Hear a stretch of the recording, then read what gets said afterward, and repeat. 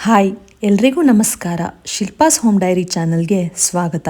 ನಿಮ್ಮೆಲ್ಲರಿಗೂ ನಮ್ಮ ವಿಶೇಷ ನವರಾತ್ರಿ ವಿಡಿಯೋಗೆ ಸ್ವಾಗತ.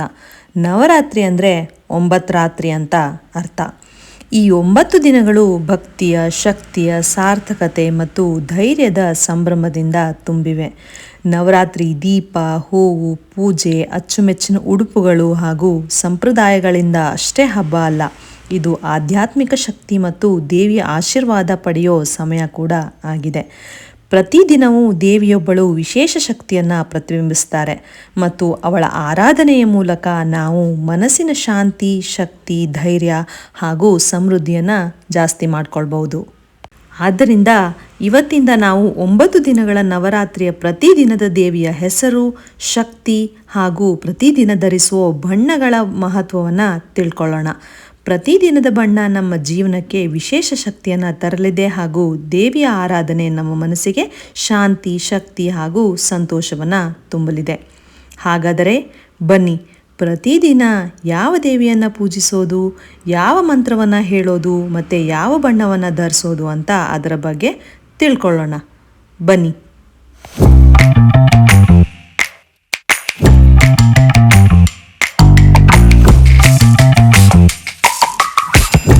ವಂದೇ ವಾಂಚಿ ತಲಾಭಾಯ ಚಂದ್ರಾರ್ಧಕೃತಶೇಖರಾಂ ವೃಷಾರೂಢಾಂ ಶೂಲಧರಾಂ ಶೈಲಪುತ್ರೀಂ ಯಶಸ್ವಿನೀಂ. ನವರಾತ್ರಿಯ ಮೊದಲನೇ ದಿನಕ್ಕೆ ಸ್ವಾಗತ.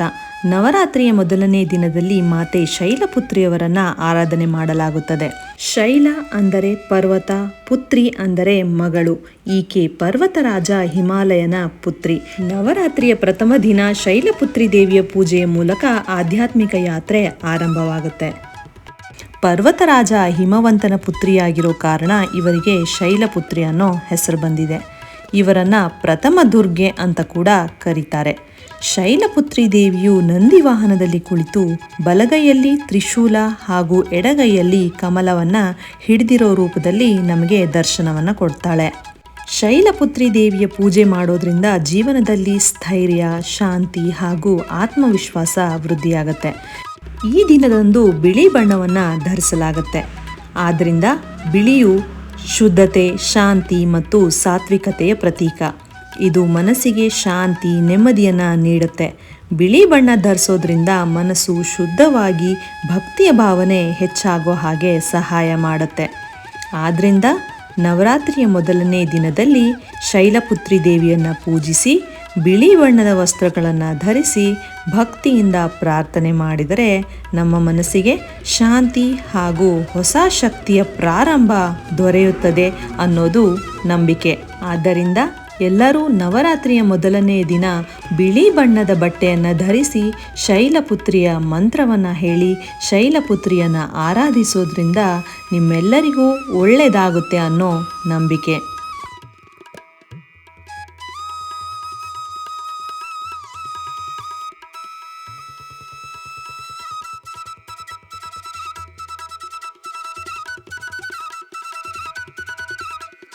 ದಧಾನ ಕರಪದ್ಮಾಭ್ಯಾಂ ಅಕ್ಷಮಾಲಾ ಕಮಂಡಲು ದೇವಿ ಪ್ರಸೀದತು ಮೈ ಬ್ರಹ್ಮಚಾರಿಣ್ಯನುತ್ತಮ.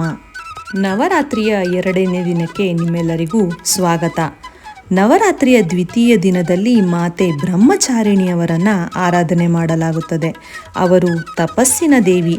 ಇವರು ಹಸ್ತದಲ್ಲಿ ಜಪಮಾಲೆ ಮತ್ತು ಕಮಂಡಲ ಹಿಡಿದಿರುವ ಶಾಂತ ಸ್ವರೂಪದಲ್ಲಿ ಕಾಣಿಸ್ತಾರೆ. ಬ್ರಹ್ಮಚಾರಿಣಿ ದೇವಿ ತಪಸ್ಸು, ಶಾಂತಿ, ಧೈರ್ಯ ಮತ್ತು ಭಕ್ತಿ ಶಕ್ತಿಯ ಪ್ರತೀಕ. ಬ್ರಹ್ಮ ಅಂದರೆ ತತ್ವಜ್ಞಾನ ಅಥವಾ ಪರಮಾತ್ಮ ಮತ್ತು ಚಾರಿಣಿ ಅಂದರೆ ಅನುಸರಿಸುವವಳು. ಇದು ದೇವಿ ಪಾರ್ವತಿಯ ತಪಸ್ಸಿನ ರೂಪವಾಗಿದೆ. ಅವರು ಶಿವನನ್ನ ಪತಿಯ ರೂಪದಲ್ಲಿ ಪಡೆಯಲು ದೀರ್ಘಕಾಲವಾದ ತಪಸ್ಸನ್ನು ಮಾಡಿದ ರೀತಿ. ಬಲಹಸ್ತದಲ್ಲಿ ಜಪಮಾಲೆ, ಎಡಹಸ್ತದಲ್ಲಿ ಕಮಂಡಲು ಅಂದರೆ ಜಲಪಾತ್ರೆ ಇರುತ್ತೆ. ಈಕೆ ನಗುವಿಲ್ಲದ ಗಂಭೀರ ತಪಸ್ವಿನಿ ರೂಪದಲ್ಲಿ ನಮಗೆ ದರ್ಶನವನ್ನು ಕೊಡ್ತಾಳೆ. ಭಕ್ತಿಗೆ, ತಪಸ್ಸಿಗೆ, ಶ್ರದ್ಧೆಗೆ ಪ್ರತೀಕವಾಗಿರೋ ರೂಪ ಈ ರೂಪ. ಈ ದಿನದ ಪೂಜೆಯಿಂದ ಶ್ರದ್ಧೆ, ಸಹನೆ, ತಪಸ್ಸಿನ ಶಕ್ತಿ ಮತ್ತು ಆತ್ಮನಿಯಂತ್ರಣ ದೊರೆಯುತ್ತದೆ. ಬ್ರಹ್ಮಚಾರಿಣಿ ದೇವಿಯ ಆರಾಧನೆ ಆತ್ಮಜ್ಞಾನ, ಧ್ಯಾನ ಶಕ್ತಿ ಮತ್ತು ಜೀವನದಲ್ಲಿ ಧೈರ್ಯವನ್ನು ತುಂಬುತ್ತೆ. ಈಕೆ ಸ್ವಾಧಿಷ್ಠಾನ ಚಕ್ರದ ಉನ್ನತಿಗೆ ಕಾರಣವಾಗಿರ್ತಾಳೆ. ಈ ದಿನ ನಾವು ಧರಿಸಬೇಕಾಗಿರುವ ಬಣ್ಣ ಬಂದು ಕೆಂಪು. ಕೆಂಪು ಶಕ್ತಿ, ಧೈರ್ಯ ಮತ್ತು ಉತ್ಸಾಹದ ಪ್ರತೀಕ. ಇದು ಚೈತನ್ಯ, ಜೀವಂತಿಕೆ ಹಾಗೂ ಕಾರ್ಯಶೀಲತೆಯನ್ನು ತರುತ್ತೆ. ಕೆಂಪು ಧರಿಸೋದ್ರಿಂದ ಉತ್ಸಾಹ ಹೆಚ್ಚಿ ಆತ್ಮವಿಶ್ವಾಸ ವೃದ್ಧಿಯಾಗುತ್ತೆ. ಆದ್ದರಿಂದ ನವರಾತ್ರಿಯ 2ನೇ ದಿನದಲ್ಲಿ ಬ್ರಹ್ಮಚಾರಿಣಿ ದೇವಿಯನ್ನು ಪೂಜಿಸೋದಕ್ಕೂ ಮುಂಚೆ ಕೆಂಪು ಬಣ್ಣದ ವಸ್ತ್ರಗಳನ್ನು ಧರಿಸೋದು ಶಕ್ತಿ ಮತ್ತು ಭಕ್ತಿ ಎರಡನ್ನೂ ಸಮಾನವಾಗಿ ನೀಡುತ್ತೆ. ಆದ್ದರಿಂದ ನೀವೆಲ್ಲರೂ 2ನೇ ದಿನದಂದು ಕೆಂಪು ಬಣ್ಣದ ಬಟ್ಟೆಗಳನ್ನು ಧರಿಸಿ ದೇವಿಯ ಕೃಪೆಗೆ ಪಾತ್ರರಾಗಿ ಹಾಗೂ ಅವಳ ಆಶೀರ್ವಾದವನ್ನು ಪಡೆಯಿರಿ. ಪಿಂಡಜಪ್ರವರಾರೂಢ ಚಂಡಕೋಪಾಸ್ತಕೈರ್ಯುತ ಪ್ರಸಾದಂ ತನುತೆ ಮಹ್ಯಂ ಚಂದ್ರಘಂಟೇತಿ ವಿಶ್ರುತ. ಎಲ್ಲರಿಗೂ ನವರಾತ್ರಿಯ 3ನೇ ದಿನಕ್ಕೆ ಸ್ವಾಗತ. ನವರಾತ್ರಿಯ 3ನೇ ದಿನದಲ್ಲಿ ಆರಾಧನೆ ಮಾಡಬೇಕಾದ ದೇವಿ ಚಂದ್ರಘಂಟ. ಇವಳು ಶಕ್ತಿ ಮತ್ತು ಧೈರ್ಯದ ಪ್ರತೀಕ ಮತ್ತು ಶತ್ರುಗಳನ್ನು ನಾಶ ಮಾಡುವ ದೇವಿ. ಅವರ ಮುಖದಲ್ಲಿ ಪ್ರಚಂಡ ಚಂದ್ರಾಕೃತಿ ಇದ್ದು ತ್ರಿಶೂಲ, ಗುಂಡಿ, ದಂಡ ಹಾಗೂ ಹಲವಾರು ಶಸ್ತ್ರಗಳನ್ನು ಹಿಡಿದಿರೋ ಶಕ್ತಿಶಾಲಿ ರೂಪದಲ್ಲಿ ನಮಗೆ ದರ್ಶನವನ್ನು ಕೊಡ್ತಾಳೆ. ಚಂದ್ರ ಅಂದರೆ ಚಂದ್ರನು ಮತ್ತು ಘಂಟ ಅಂದರೆ ಘಂಟೆ. ಈ ದೇವಿಯ ಮುಡಿಯಲ್ಲಿ ಅರ್ಧಚಂದ್ರರ ರೂಪದಲ್ಲಿ ಗಂಟೆಯಾಕಾರದ ಚಂದ್ರನಿರುವ ಕಾರಣಕ್ಕೆ ಚಂದ್ರಘಂಟ ಎಂದು ಹೆಸರು ಬಂದಿದೆ. ನಾವು ಈ ದಿನ ಧರಿಸಬೇಕಾದ ಬಣ್ಣ ನೀಲಿ. ನೀಲಿ ಬಣ್ಣ ಶಾಂತಿ, ನಿಶ್ಚಲತೆ, ಆತ್ಮವಿಶ್ವಾಸ ಮತ್ತು ಧೈರ್ಯವನ್ನು ಪ್ರತೀಕರಿಸುತ್ತದೆ. ಇದು ಮನಸ್ಸಿನ ನೆಮ್ಮದಿ ಮತ್ತು ಬುದ್ಧಿವಂತಿಕೆಯನ್ನು ಹೆಚ್ಚಿಸುತ್ತೆ. ಆದ್ದರಿಂದ 3ನೇ ದಿನದಲ್ಲಿ ಚಂದ್ರಘಂಟಾ ದೇವಿಯನ್ನು ಪೂಜಿಸಲು ನೀಲಿ ಬಣ್ಣದ ವಸ್ತ್ರ ಧರಿಸುವುದು ಧೈರ್ಯ, ಶಕ್ತಿ ಮತ್ತು ಮನಃಶಾಂತಿ ತರೋದಕ್ಕೆ ಸಹಾಯಕವಾಗಿರುತ್ತೆ. ಆದ್ದರಿಂದ ಎಲ್ಲರೂ ನೀಲಿ ಬಣ್ಣದ ವಸ್ತ್ರವನ್ನು ಧರಿಸಿ ಆಕೆಯನ್ನು ಪೂಜೆ ಮಾಡಿ ಅವಳ ಆಶೀರ್ವಾದವನ್ನು ಪಡೆದುಕೊಳ್ಳಿ. ಸುರಾ ಸಂಪೂರ್ಣ ಕಲಶಂ ರುಧಿರಾಪ್ಲುತಮೇವ ಚ ದದಾನ ಹಸ್ತಪದ್ಮಾಭ್ಯಾಂ ಕೂಷ್ಮಾಂಡ ಶುಭದಾಸ್ತು ಮೇ. ಎಲ್ಲರಿಗೂ 4ನೇ ದಿನಕ್ಕೆ ಸ್ವಾಗತ. ನವರಾತ್ರಿಯ 4ನೇ ದಿನದಲ್ಲಿ ಆರಾಧನೆ ಮಾಡುವ ದೇವಿ ಕೂಷ್ಮಾಂಡ.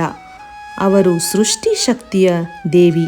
ಕೂಷ್ಮಾಂಡ ದೇವಿಯು ಆಕಾಶವಾಣಿಯಲ್ಲಿ ಕುಳಿತು ಎಡಗೈಯಲ್ಲಿ ಕಮಲ, ಬಲಗೈಯ ಹಸ್ತಗಳಲ್ಲಿ ದೇವರುಗಳಿಗೆ ಪ್ರತೀಕವಾಗಿರೋ ವಿಭಿನ್ನ ವಸ್ತುಗಳನ್ನು ಹಿಡಿದಿರೋ ರೂಪದಲ್ಲಿ ನಮಗೆ ದರ್ಶನವನ್ನು ಕೊಡ್ತಾರೆ. ಕು ಅಂದರೆ ಸಣ್ಣ, ಊಷ್ಮ ಅಂದರೆ ಶಕ್ತಿ, ಅಂಡ ಅಂದರೆ ಬ್ರಹ್ಮಾಂಡ. ಅಂದರೆ ಸಣ್ಣ ನಗು ಮಾತಿನಿಂದಲೇ ಬ್ರಹ್ಮಾಂಡವನ್ನು ಈ ತಾಯಿ ಸೃಷ್ಟಿ ಮಾಡಿದಾಳೆ ಅನ್ನೋ ನಂಬಿಕೆ ಇದೆ. ಈಕೆಗೆ 8 ಭುಜಗಳಿವೆ. ಪ್ರತಿ ಕೈಯಲ್ಲೂ ವಿಭಿನ್ನ ಆಯುಧಗಳು: ಧನಸ್ಸು, ಬಾಣ, ಕಮಂಡಲ, ಕಮಲ, ಅಮೃತ ಪಾತ್ರೆ, ಚಕ್ರ, ಗದ ಇತ್ಯಾದಿ. ಸಿಂಹದ ಮೇಲೆ ಸವಾರಿ ಮಾಡಿರ್ತಾರೆ. ಈಕೆ ದೇವಿ ಶಕ್ತಿಯ ಸೃಷ್ಟಿಕರ್ತೆಯ ರೂಪ. ಸೂರ್ಯಮಂಡಲದ ಅಂತರಾಳದಲ್ಲೂ ಕೂಡ ವಾಸ ಮಾಡುವ ಶಕ್ತಿ ಇರೋ ದೇವಿ ಕೂಷ್ಮಾಂಡ ದೇವಿ.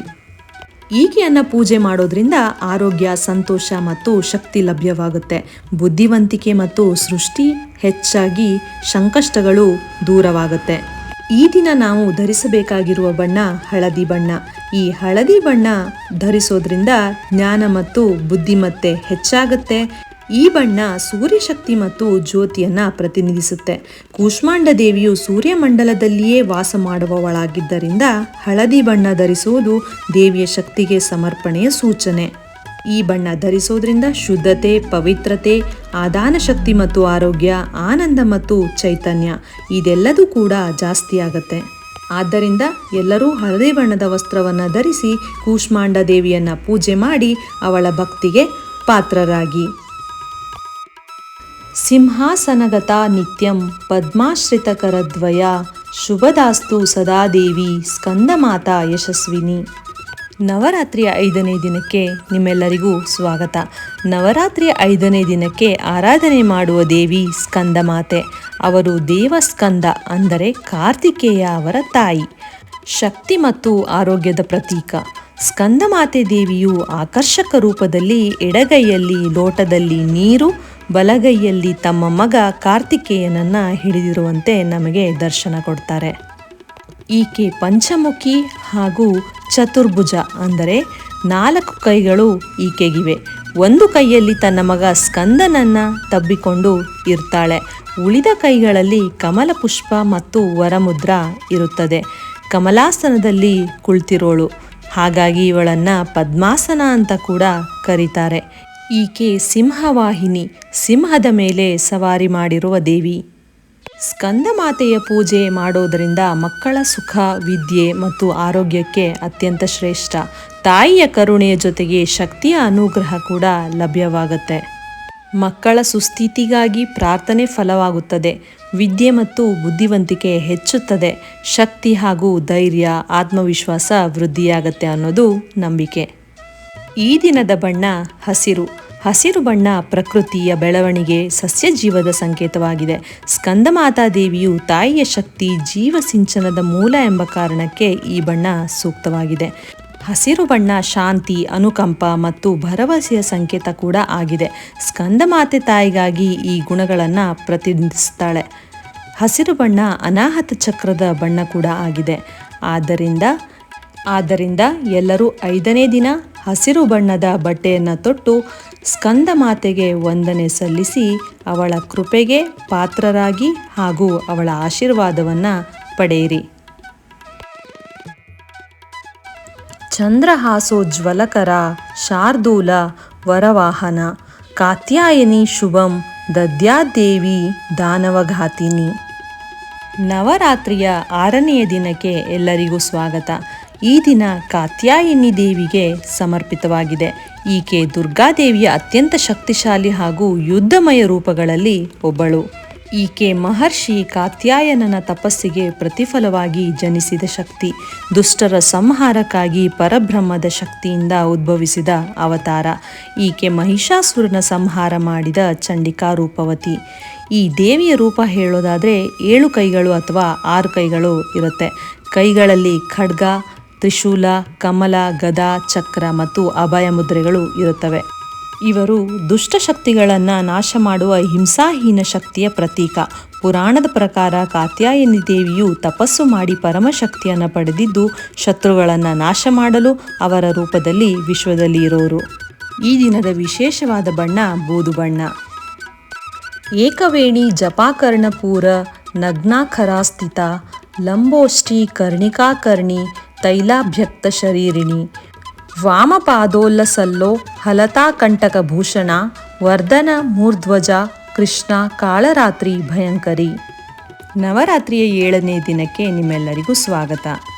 ನವರಾತ್ರಿಯ 7ನೇ ದಿನ ಆರಾಧನೆ ಮಾಡುವ ದೇವಿ ಕಾಳರಾತ್ರಿ.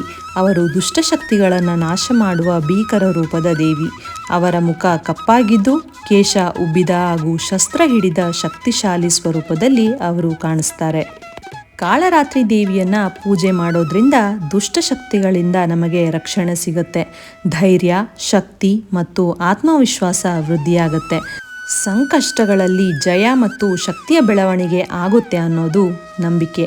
ಈ ದಿನದ ವಿಶೇಷವಾದ ಬಣ್ಣ ಕಿತ್ತಳೆ ಬಣ್ಣ. ಕಿತ್ತಳೆ ಬಣ್ಣ ಉತ್ಸಾಹ, ಶಕ್ತಿ ಮತ್ತು ಸ್ಫೂರ್ತಿಯ ಪ್ರತೀಕವಾಗಿದೆ. ಮನಸ್ಸಿನಲ್ಲಿ ಚೈತನ್ಯ, ಧೈರ್ಯ ಮತ್ತು ಚುರುಕುತನವನ್ನು ತರುತ್ತೆ. ನಕಾರಾತ್ಮಕ ಶಕ್ತಿಗಳನ್ನು ಕೂಡ ನಿವಾರಣೆ ಮಾಡುತ್ತೆ. ಇದು ಧೈರ್ಯ, ಕ್ರಿಯಾಶೀಲತೆ ಮತ್ತು ಚೈತನ್ಯವನ್ನು ಕೂಡ ಉಂಟು ಮಾಡುತ್ತೆ. ಕಿತ್ತಳೆ ಬಣ್ಣ ಶುದ್ಧ ಭಕ್ತಿ ಮತ್ತು ಆತ್ಮಶುದ್ಧಿಯ ಸಂಕೇತ ಕೂಡ ಆಗಿದೆ. ಆದ್ದರಿಂದ ಈ ದಿನ ನೀವು ಕೂಡ ಕಿತ್ತಳೆ ಬಣ್ಣದ ಬಟ್ಟೆಯನ್ನು ತೊಟ್ಟು ಕಾಳರಾತ್ರಿಯ ಆರಾಧನೆ ಮಾಡುವುದರಿಂದ ಅವಳ ಆಶೀರ್ವಾದವನ್ನು ಪಡೆದು ಕಾಳರಾತ್ರಿ ದೇವಿಯ ಕೃಪೆಗೆ ಪಾತ್ರರಾಗಿ. ಶ್ವೇತೆ ವೃಷೇ ಸಮಾರೂಢ ಶ್ವೇತಾಂಬರಧರ ಶುಚಿ ಮಹಾಗೌರಿ ಶುಭಂ ದದ್ಯಾನ್ ಮಹಾದೇವ ಪ್ರಮೋದದ. ನವರಾತ್ರಿಯ 8ನೆಯ ದಿನಕ್ಕೆ ನಿಮ್ಮೆಲ್ಲರಿಗೂ ಸ್ವಾಗತ. ಇದನ್ನು ಸಾಮಾನ್ಯವಾಗಿ ಮಹಾ ಅಷ್ಟಮಿ ಅಥವಾ ದುರ್ಗಾಷ್ಟಮಿ ಅಂತ ಕೂಡ ಕರೀತಾರೆ. ಈ ದಿನ ನಾವು ದೇವಿ ಅತಿ ದೈವಿಕ ಶಕ್ತಿಯ ಪ್ರತಿನಿಧಿ ಮಹಾಗೌರಿ ದೇವಿಯನ್ನು ಪೂಜಿಸ್ತೇವೆ. ಮಹಾ ಅಂದರೆ ಅತ್ಯಂತ, ಗೌರಿ ಬಿಳಿಯ, ಶುದ್ಧ ಅಂದರೆ ಅತ್ಯಂತ ಶುದ್ಧ ಮತ್ತು ರೂಪಿಣಿ ದೇವಿ. ಈಕೆ ದೇವಿಯ ಶಾಂತ, ದಯಾಳು, ಮಂಗಳಮಯ ರೂಪವಾಗಿ ನಮಗೆ ದರ್ಶನವನ್ನು ಕೊಡ್ತಾಳೆ. ಮಹಾಗೌರಿ ದೇವಿಯು ಪಾರ್ವತಿಯ ಶುದ್ಧಮಯ ರೂಪ. ಇವರು ಭಸ್ಮ, ಮಣ್ಣುಗಳಿಂದ ತುಂಬಿದ ತಪಸ್ಸು ಮಾಡಿದ ನಂತರ ಶಿವನ ಆಶೀರ್ವಾದದಿಂದ ಬಿಳಿಯಾಗಿ ಪರಿವರ್ತಿತಳಾಗ್ತಾಳೆ. ಈ ತಪಸ್ಸಿನಿಂದ ಈಕೆ ಎಲ್ಲ ಪಾಪಗಳಿಂದ ಮುಕ್ತಳಾಗಿ ಮಹಾಗೌರಿ ಅಂತ ಕರೆಯಲ್ಪಟ್ಟಳು. ಈ ದಿನದ ಬಣ್ಣ ನೀಲ ಹಸಿರು ಅಂದರೆ ಪಿಕಾಕ್ ಗ್ರೀನ್. ಇದು ಹಸಿರು ಮತ್ತು ನೀಲಿ ಬಣ್ಣಗಳ ಸಂಯೋಜನೆ. ಹಸಿರಿನಿಂದ ಸೃಜನಶೀಲತೆ, ಶಾಂತಿ, ನೀಲಿಯಿಂದ ಆಧ್ಯಾತ್ಮಿಕ ಬುದ್ಧಿಮತ್ತೆ ಮತ್ತು ವಿಶ್ವಾಸ. ಆದ್ದರಿಂದ ನೀವು ಕೂಡ ಪಚ್ಚ ನೀಲಿ ಬಟ್ಟೆ ತೊಟ್ಟು ಮಹಾಗೌರಿಯ ಆಶೀರ್ವಾದವನ್ನು ಪಡೀರಿ. ಸಿದ್ಧಗಂಧರ್ವ ಯಕ್ಷಾದ್ಯೈ ರಸುರರೈ ಮರೈರಪಿ ಸೇವ್ಯಮಾನ ಸದಾ ಭೂಯಾತ್ ಸಿದ್ಧಿದಾಯಿನಿ. ನವರಾತ್ರಿಯ 9ನೇ ದಿನಕ್ಕೆ ಎಲ್ಲರಿಗೂ ಸ್ವಾಗತ. ಇದು ಸಿದ್ಧಿದಾತ್ರಿ ದೇವಿಗೆ ಮೀಸಲಾದ ದಿನವಾಗಿದೆ. ಈ ದಿನವನ್ನು ಕೆಲವರಲ್ಲಿ ಮಹಾನವರಾತ್ರಿ ಸಮಾಪನ ದಿನ, ಕೆಲವರಲ್ಲಿ ಅಯ್ಯ ನವಮಿ ಮತ್ತು ಕೆಲವರಲ್ಲಿ ಕನ್ಯಾ ಪೂಜೆಗೂ ಕೂಡ ಬಹುಮುಖವಾಗಿ ಆಚರಿಸ್ತಾರೆ. ಸಿದ್ಧಿದಾತ್ರಿ, ಸಿದ್ಧಿ ಅಂದರೆ ಪರಮ ಪರಿಪೂರ್ಣತೆ, ಸಾಧನೆ, ದೈವಿ ಶಕ್ತಿ ಅಂತ ಅರ್ಥ. ಧಾತ್ರಿ ಅಂದರೆ ದಾತೆ, ಕೊಡುವವಳು ಅಂತ ಅರ್ಥ. ಆದರೆ ಸಿದ್ಧಿದಾತ್ರಿ ಅಂದರೆ ಎಲ್ಲ ದೈವಿಕ ಮತ್ತು ಯೋಗ ಸಿದ್ಧಿಗಳನ್ನು ಪೂರೈಸೋ ದೇವಿ. ದೇವತೆಗಳು, ಗಂಧರ್ವರು, ಅಸುರರು, ಯಕ್ಷರು ಸಹ ಈಕೆಯ ಆರಾಧನೆಯಿಂದ ಅಷ್ಟಸಿದ್ಧಿಗಳನ್ನು ಗಳಿಸಿದ್ದಾರೆ. ಬ್ರಹ್ಮನೂ ಕೂಡ ಈಕೆಯ ಅನುಗ್ರಹದಿಂದಲೇ ಸೃಷ್ಟಿ ಮಾಡಲು ಶಕ್ತಿಯಾದ. ಈಕೆಗೆ 4 ಭುಜಗಳಿದ್ದು ಶಂಖ, ಚಕ್ರ, ಗದ ಮತ್ತು ಕಮಲ ಇದನ್ನು ಹೊಂದಿರ್ತಾಳೆ. ಸಿಂಹ ಅಥವಾ ಹಂಸದ ಮೇಲೆ ಸವಾರಿ ಮಾಡ್ತಾಳೆ. ಈ ದೇವಿಯು ಚತುರ್ಭುಜ ಸ್ವರೂಪದಲ್ಲಿ ತಮ್ಮ ಶಿಷ್ಯರಿಗೆ ವಿದ್ಯೆ, ಶಕ್ತಿ, ಐಶ್ವರ್ಯ ಮತ್ತು ಶಾಂತಿಯನ್ನು ನೀಡ್ತಾಳೆ. ಸಿದ್ಧಿದಾತ್ರಿ ದೇವಿಯ ಪೂಜೆಯಿಂದ ಎಲ್ಲ ಸಿದ್ಧಿ, ಐಶ್ವರ್ಯ ಮತ್ತು ಶಕ್ತಿ ದೊರೆಯುತ್ತದೆ. ಮನಸ್ಸಿಗೆ ಶಾಂತಿ, ಧೈರ್ಯ ಮತ್ತು ಆತ್ಮವಿಶ್ವಾಸ ವೃದ್ಧಿಯಾಗತ್ತೆ. ಕಠಿಣ ಸಮಸ್ಯೆಗಳನ್ನು ಕೂಡ ಜಯಿಸುವ ಶಕ್ತಿ ನಮಗೆ ಲಭಿಸುತ್ತೆ ಅನ್ನೋದು ನಂಬಿಕೆ. ಈ ದಿನ ನಾವು ತೊಡಬೇಕಾದ ಬಟ್ಟೆಯ ಬಣ್ಣ ಗುಲಾಬಿ ಅಂದರೆ ಪಿಂಕ್ ಬಣ್ಣ. ಗುಲಾಬಿ ಬಣ್ಣ ಸಾಮಾನ್ಯವಾಗಿ ಭಕ್ತಿಯ ಮೃದು ರೂಪ, ನಿಷ್ಠೆ, ಮಮತೆ ಮತ್ತು ಶುದ್ಧ ಪ್ರೇಮದ ಸಂಕೇತವಾಗಿ ಪರಿಗಣಿಸಲಾಗುತ್ತೆ. ಇದು ಪ್ರೇಮ ಮತ್ತು ಮಮತೆ, ಶಾಂತಿ ಮತ್ತು ವಿನಯ, ಭಕ್ತಿಯ ಶುದ್ಧತೆ, ಮಾತೃತ್ವ, ನೈಜ ಸೌಂದರ್ಯ ಇದೆಲ್ಲದನ್ನು ಪ್ರತಿಬಿಂಬಿಸುತ್ತೆ. ಗುಲಾಬಿ ಬಣ್ಣವು ಸಾಮಾನ್ಯವಾಗಿ ದೇವಿಯ ಶಾಂತಿ ಮತ್ತು ಮಮತೆಯ ರೂಪಗಳ ಪೂಜೆ ದಿನಗಳಲ್ಲಿ ಧರಿಸಲಾಗುತ್ತೆ. ಈ ಬಣ್ಣವನ್ನು ಧರಿಸೋದರಿಂದ ಮನಸ್ಸಿಗೆ ಶಾಂತಿ ಉಂಟು ಮಾಡುತ್ತೆ. ಶುದ್ಧ ಭಕ್ತಿ ಭಾವ, ಮಾತೃತ್ವ ಶಕ್ತಿ ಹಾಗೂ ಸೌಂದರ್ಯ ಮತ್ತು ಮೃದುತ್ವವನ್ನು ಈ ಗುಲಾಬಿ ಬಣ್ಣ ಬಿಂಬಿಸುತ್ತೆ. ಗುಲಾಬಿ ಬಣ್ಣವು ಭಕ್ತಿಯ ಹೃದಯದಿಂದ ಹುಟ್ಟಿದ ಬಣ್ಣ.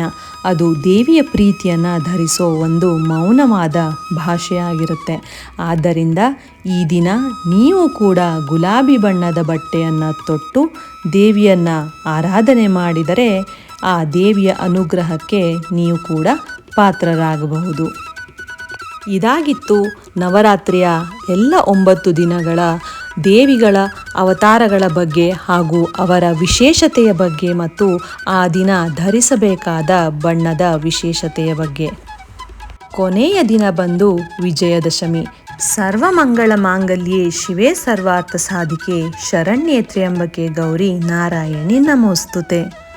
ಕೊನೆಯದಾಗಿ ವಿಜಯದಶಮಿ. ವಿಜಯದಶಮಿ ಹಬ್ಬವು ಪ್ರತಿ ವರ್ಷ ನವರಾತ್ರಿಯ 10ನೇ ದಿನದಲ್ಲಿ ಆಚರಿಸಲಾಗುತ್ತೆ. ಇದರ ಹಿಂದೆ ಹಲವು ಪುರಾಣ ಮತ್ತು ದೇವಿಯ ಕಥೆಗಳು ಕೂಡ ಸೇರಿವೆ. ಅದರಲ್ಲಿ ಪ್ರಮುಖ ಕಥೆಗಳು ಅಂದರೆ ದುರ್ಗಾ ಮಹಿಷಾಸುರನ ಯುದ್ಧ ಹಾಗೂ ರಾಮಾಯಣದ ರಾಮ ಮತ್ತು ರಾವಣರ ಯುದ್ಧ. ಪುರಾಣದ ಪ್ರಕಾರ ಮಹಿಷಾಸುರ ಎಂಬ ದುಷ್ಟನನ್ನು ದುರ್ಗಾದೇವಿಯು ತನ್ನ ವಿವಿಧ ಶಕ್ತಿಗಳನ್ನು ಹೊಂದಿ ಹೋಮ ಮಾಡಿ ಕೊನೆಗೂ ತನ್ನ ಜವಾಬ್ದಾರಿಯನ್ನು ನಿರ್ವಹಿಸಿದ ದಿನ ಅಂತ ಆಚರಿಸ್ತಾರೆ. ಹೀಗಾಗಿ ಇದು ದುಷ್ಟರ ಮೇಲೆ ಧರ್ಮ ಮತ್ತು ಶಕ್ತಿಯ ಜಯ ಅಂತ ಪರಿಗಣಿಸಲಾಗುತ್ತೆ. ಇನ್ನೊಂದು ಪ್ರಸಿದ್ಧ ಕತೆ ರಾಮಾಯಣದಿಂದ ಬಂದಿದೆ. ರಾಮನು 14 ವರ್ಷಗಳ ಅರಣ್ಯವಾಸದ ನಂತರ ಸೀತೆಯನ್ನು ಕಾಪಾಡಲು ರಾವಣನನ್ನು ಹೋರಾಟ ಮಾಡಿ ಕೊನೆಗೆ ಸೋಲಿಸಿದ ದಿನವನ್ನು ವಿಜಯದಶಮಿ ಅಂತ ಆಚರಿಸ್ತಾರೆ. ಹೀಗಾಗಿ ಧರ್ಮ, ನ್ಯಾಯ ಮತ್ತು ಶಕ್ತಿಯ ಜಯ ಈ ದಿನದ ಮುಖ್ಯ ಅರ್ಥವಾಗಿದೆ. ನಾವು ಕೂಡ ನಮ್ಮ ಜೀವನದಲ್ಲಿ ಧೈರ್ಯ, ಶಕ್ತಿ ಮತ್ತು ಸಕಾರಾತ್ಮಕತೆಯನ್ನು ಒಪ್ಪಿಸಿಕೊಂಡು ಹೊಸ ಕಾರ್ಯಗಳನ್ನು ಆರಂಭಿಸೋಣ. ನನ್ನ ಎಲ್ಲ ಪ್ರೀತಿಯ ವೀಕ್ಷಕರಿಗೆ ವಿಜಯದಶಮಿ ಹಬ್ಬದ ಹಾರ್ದಿಕ ಶುಭಾಶಯಗಳು. ನಿಮ್ಮ ಜೀವನದಲ್ಲಿ ಸಂತೋಷ, ಶಕ್ತಿ, ಯಶಸ್ಸು ಮತ್ತು ಐಶ್ವರ್ಯ, ಆರೋಗ್ಯ ಎಲ್ಲವೂ ಕೂಡ ಸದಾಕಾಲ ಇರಲಿ ಅಂತ ನಾನು ಆ ದೇವಿಯಲ್ಲಿ ಪ್ರಾರ್ಥನೆ ಮಾಡ್ತೇನೆ. ಎಲ್ಲರಿಗೂ ಮತ್ತೊಮ್ಮೆ ವಿಜಯದಶಮಿ ಹಬ್ಬದ ಹಾರ್ದಿಕ ಶುಭಾಶಯಗಳು. ವಿಡಿಯೋ ಇಷ್ಟ ಆದರೆ ಲೈಕ್ ಮಾಡಿ, ಶೇರ್ ಮಾಡಿ ಹಾಗೂ ಸಬ್ಸ್ಕ್ರೈಬ್ ಮಾಡಿಕೊಳ್ಳೋದನ್ನು ಮರಿಬೇಡಿ. ಧನ್ಯವಾದಗಳು.